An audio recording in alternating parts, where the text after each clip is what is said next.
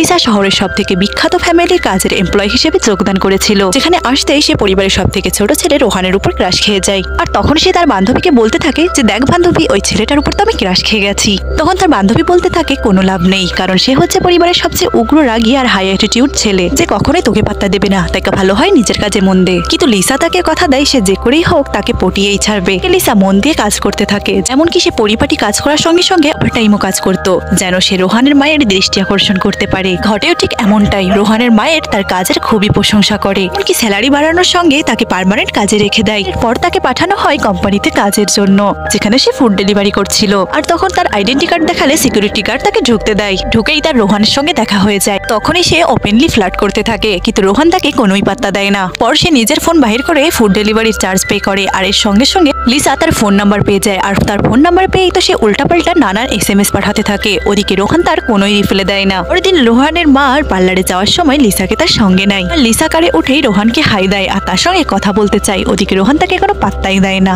যাক, তো এরপরই লিসা নিজের সিট বেল্ট বাঁধতে যায়, আর সে আশা করেছিল রোমান্টিক ওয়েতে রোহান তার সিট বেল্ট বেঁধে দেবে। রোহান তার কিছুই করে না। এরপরে সে পড়ে যেতে গেলে